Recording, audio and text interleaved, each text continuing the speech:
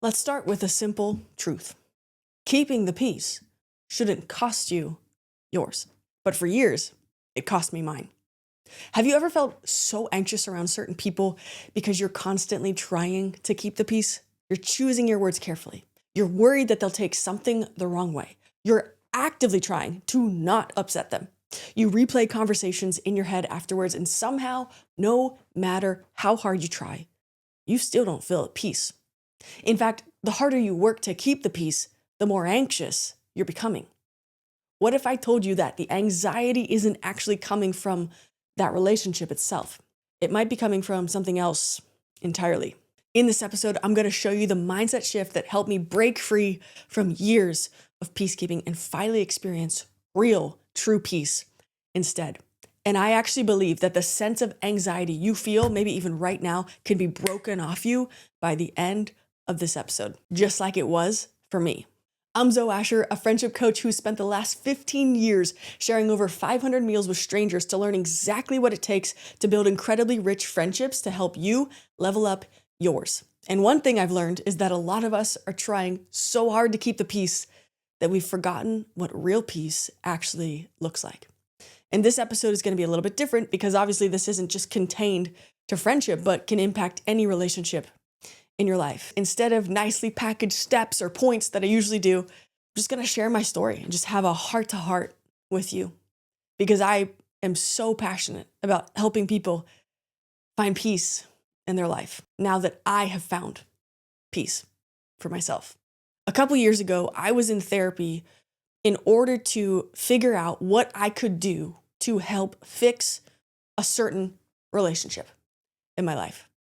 I found myself in a constant state of trying to keep the peace and trying to fix it and trying to do everything that I possibly could, and nothing was working.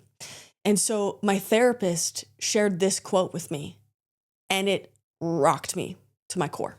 Here's the quote. If it is possible, as far as it depends on you, live at peace with everyone. Now, it's actually not just a quote. It's from a book of the Bible, and it's Romans 12:18. And she shared this quote with me, and I want to read it again and break down what I felt and experienced as she shared it with me. If it is possible, as far as it depends on you, if it is possible, meaning that sometimes it might not actually be possible. You could be doing everything you can, and still, it's not possible. I felt a sense of freedom with that part of it. Okay, so it doesn't mean like all the time there is a will, there is a way. It means that if it is possible, then the next part says, as far as it depends on you. It doesn't say it will depend on you. It says as far as, meaning that there actually is a stopping point. There is a line. And then the last part, live at peace with everyone. It was interesting because it hit me differently. Because living at peace is different than keeping the peace. See, this verse revealed to me a sense of empowerment. What can I do? What can I be responsible for? And at the same time, there is only so much that I can be responsible for, not everything or everyone and their reactions are my responsibility. It truly changed how I saw everything in my life because instead of feeling like I was completely trapped, I actually realized I still had so much autonomy and power to control some element of it and only some element of it. I didn't need to worry about the other person. I just needed to focus on myself and self-control. Because if you're trying to keep the peace, then that means you're trying to manufacture a sense of control at every turn and forecast responses. When you keep something, that means you're attempting to control it. And not even in a bad way, but in an honest way. When you're trying to keep the peace, that means you are trying to do something to impact and control how somebody else reacts to something in order to protect yourself and ultimately with the goal of finding peace. If I can keep the peace, if I can do all these things the right way, where they don't react and they don't say anything and they don't this, that, and they, then I, that's not how it works. Quick pause for a second. If you're currently questioning a friendship in your life, thinking, is this time for the friendship to end? What do? I don't know what's happening. I made something that I think is really going to help. Most adults were never actually taught how to evaluate our friendships. So we stay too long in the wrong ones, or we walk away from the right ones. That's why I created a free guide called 12 Questions to Ask Before You End a Friendship. It will walk you through the exact questions that you need to ask and think through on your own to figure out whether a friendship needs repair, a real conversation, or it's time to let go altogether. I've spent the last 5 years working as a friendship coach, and my insights on relationships have been featured in Bloomberg, Newsweek, Success Magazine, and more. So if you want clarity on a confusing friendship in your life, grab the free guide using the QR code you see on the screen or the first link you see in the description below. Let's finally get some clarity on where we stand with those friendships in our life. If you've been trying to keep the peace, then I guarantee you're feeling one or all of these things. You feel like you can't actually be honest with them. You begin to shrink who you are. You cover up your quirks and not let your full, authentic self be on display with them. As a result, you may become someone you don't actually like. Maybe you don't feel emotionally safe with them because you feel like they could weaponize anything that you share with them about yourself. There's obviously more, but those are the first ones that came to mind because that was exactly my story. See, I'm the type of person who, when I let you into my inner circle, I become a ride or die. I have no expectation of a relationship ever ending. And to my own demise, I fight really hard for it. I work really hard to be someone whose word is bond, meaning that I mean what I say and I say what I mean. And so this particular relationship was no different. But the reason that I had sought therapy and counseling for this certain relationship a couple years ago was because I found that the closer I got to the person, the worse it got. And to be fair, I'm sharing an extreme example of how keeping the peace ended up harming me, but I'm doing so to make a point so that you feel a sense of freedom that you're not alone. If you've been feeling intense, consistent anxiety while trying to be the peacekeeper, because I am someone who is a ride or die, things started shifting in this relationship. And I kept trying harder and harder every single day to proactively find ways to keep the peace. It would keep me up at night as I was going through scenarios of what if this happens, then what will I do? What can I do to make sure that this doesn't happen? And so on. And I would start waking up every morning in fear, truly in fear of what is it going to be that I accidentally do today that's going to set this person off? And how am I going to repair it once it gets there? I actually advocated and asked to be put on anxiety medication because it started getting so severe and I felt like I could barely keep my head above water because once I tried to keep the peace in one area, something else would pop up. And it was just like that game at Chuck E. Cheese where you're like bopping, the heads of beavers or whatever. That's what it felt like.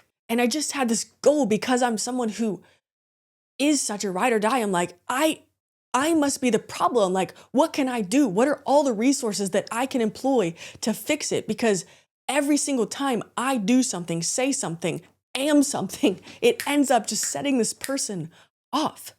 So that's why I got on this anxiety medication, because I was like, maybe this will help it, because me on my own isn't working. Me in therapy isn't working. And then me on anxiety medication still isn't helping. No matter what I did and what I tried and what I said, I couldn't keep the peace.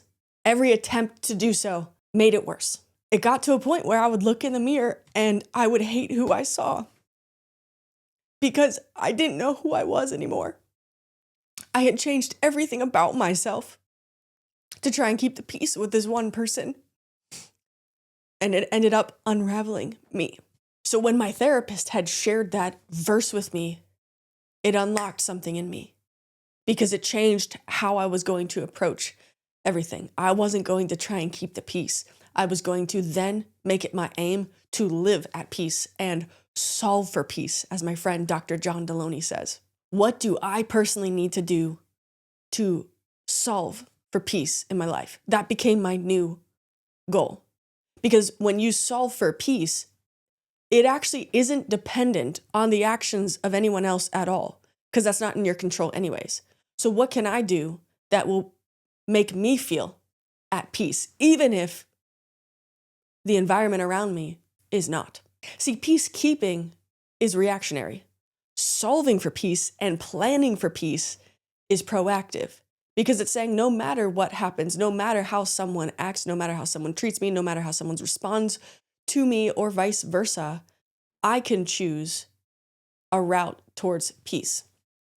And maybe you heard that right now and you're like, how is that even possible? If someone is continuing to hurt me, how can I solve for peace? Well, here was the big unlock for me. I decided to live in extreme integrity and take extreme ownership for what I was responsible and accountable for. And sometimes I think integrity means something different to someone else, but I've heard someone define it as integrity is what you do when no one's watching. Other people can say integrity is how would someone perceive what you're doing if they had no context for it? Would that be integrous? Integrity to me is rooted in scripture, and which is the foundation of my faith.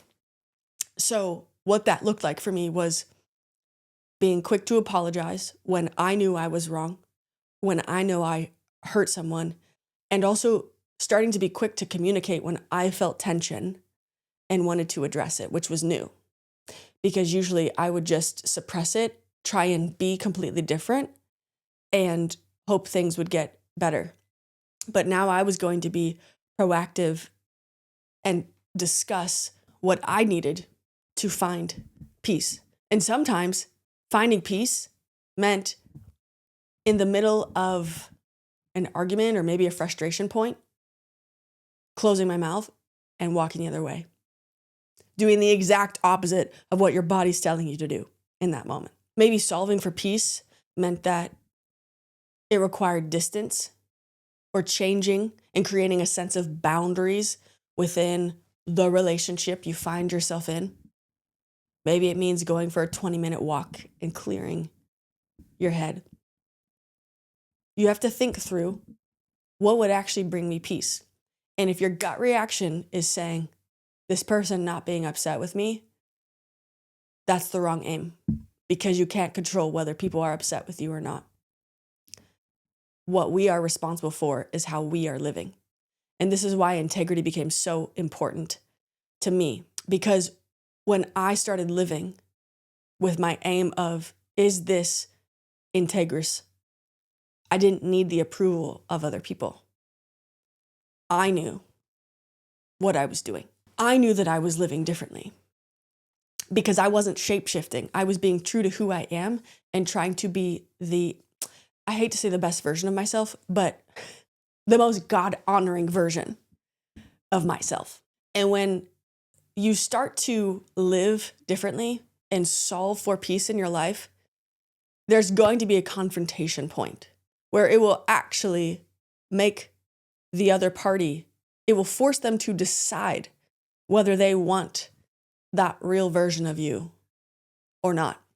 I think wanting to live in integrity is so important because you know when you're like a little kid and you steal like a piece of candy and you're like, "Ooh, I hope no one saw it." Like you're anxious of, are my parents going to find out that there's a piece of candy missing from the candy drawer? You know, when you start making living in true integrity and above reproach, meaning that nobody can even say anything or point to anything that you're doing that's wrong, then the anxiety starts to fade away because you aren't like waiting to be found out. And I think that makes all the difference. There was a critical juncture that happened in this relationship. where I started making these changes. I started living in integrity. I started creating boundaries for myself.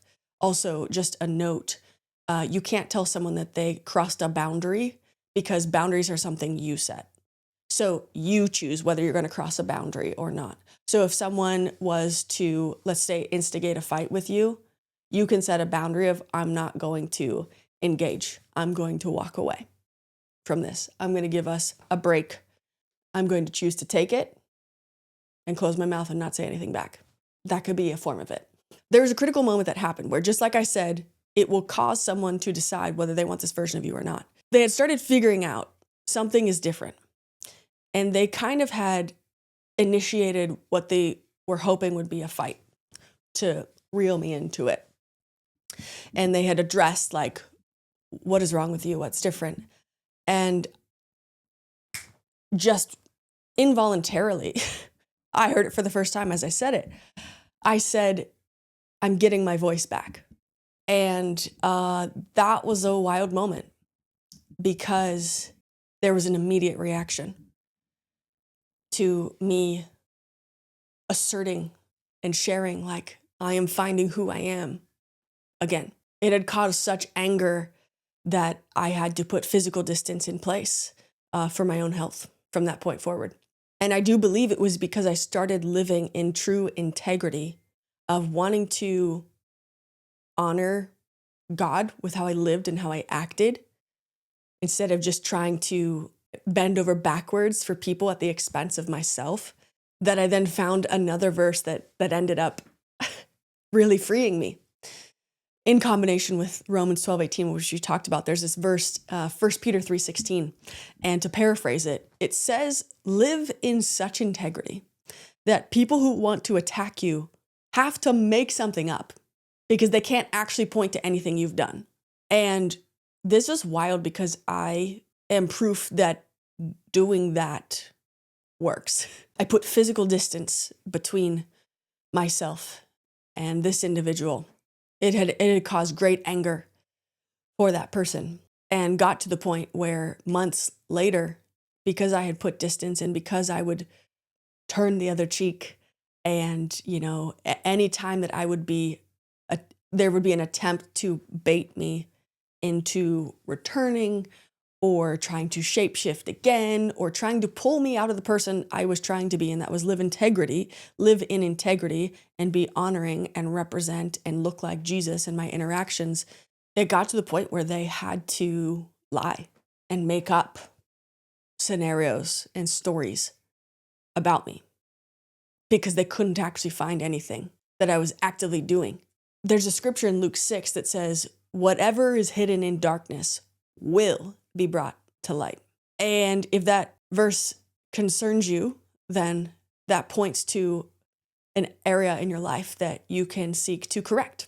Because when I reflected on that verse, it didn't scare me because I had been living in such a way that there was nothing to expose left. But when someone's lying, it will get exposed. It will. You don't even need to do it. You don't even need to defend yourself. In fact, sometimes choosing not to defend yourself is the best defense. You may have heard that and said, that doesn't even make any sense, because then, like, you're vulnerable and people are lying about you, and you can't just have people out there lying about you. Why can't you? Why can't you? It won't hold weight. The truth will come out. And I say that because I believe in the Bible, and it actually promises that. The truth will come out. We can want peace for other people, but we can't choose it for them. I think we also need to keep in focus. Let's pick our battles. Just simply put like that. Are we majoring on the minors? There could be a lot of reasons why someone doesn't feel peace in their life. And yes, maybe there could be codependency involved. Maybe there could be control involved. Maybe there could be manipulation involved. There's a ton of things. I don't know the context for you, but what I do know is that there is so much freedom in realizing that there is one thing you can control, and you can control that sucker well, and that's yourself. Your self-control can help bring you peace. We should not feel anxious about how other people respond or react to us. Does this mean we should live however we want and say whatever we want and do whatever we want and be like, that's not my problem if you're so sensitive? No, of course not. Who wants to be friends with that type of person? who's always defending themselves and who can't ever be wrong. No, we need to have the self-awareness to know, hey, I messed up here, and seek to ask for forgiveness, seek to correct. But beyond that point, when you do those two things, you cannot control how someone responds or what they do next. I can say today, I don't feel any relational anxiety anymore. At all. At all. A lot of that is because I started choosing to live in such a way that I was in integrity all the time, behind closed doors, out in the open, in private conversations with people, in public conversations. Of course, I continue to make mistakes. I'm human too. My aim at the end of it is what depends on me. As much as it depends on me, how can I choose peace for myself? How can I solve for peace in my life? And this is an episode that obviously I'm speaking through a certain lens and through a certain context, and I don't know yours. So I'm not prescribing anything other than seek to live in complete integrity. So there's nothing hidden that needs found out. I want you to know that none of us do everything right. But even if you did everything right and everything to try and keep the peace, someone could still choose that it's not enough. What you're doing isn't enough. They could even maybe tell you you're not enough. And you have to choose for yourself, is that true? We cannot put our weight and our self-worth in other people. That's a dangerous slope. That's what gets us into the cycle of being peacekeepers and people pleasers, because we get our value from other people. But when I started to make living in extreme integrity my aim at all times, no matter what, with who, when, and how, I unlocked peace. And you're capable of finding that too. So I want you to ask yourself these 3 questions. 1, is it possible to live at peace with this particular individual? What is dependent on me? As much as it depends on me, what is dependent on me? 3, will I choose to live at peace instead of keep the peace from now on? I believe in you, and you are worth building incredibly rich relationships in your life. And a way to level up those relationships is by finding that peace. And if you've made it this far, I want to close by praying over you. You're welcome to stay for that or not. But the Bible actually says that Jesus is the Prince of Peace. And so that's who I found my true peace in. The more I sought to look like the person who is the Prince of Peace, the more peace found. God, I thank you so much for my friend that is watching or listening to this episode right now and is seeking freedom and peace instead of the anxiety that's currently wrapping them up with their attempts to peace keep in relationships. I pray that you break that anxiety right now, Jesus. And I pray that you would give them the peace that you promise in Scripture. I pray that they would feel a sense of confidence and boldness that they are capable of solving for peace and living at peace in their life and starting to live in extreme integrity. God, I pray that you would just protect their minds, their hearts, and their souls as they start doing this deep inner work. And I thank you that we are never alone and that you are always walking with us as we continue to seek you in all we do. I thank you that there is freedom, that we don't actually need to be in charge of keeping the peace. We're just responsible for how can we live at peace? What actions can we take? What is in our control to live at peace? Help us find that peace in a brand new way today. Amen. Catch you next time.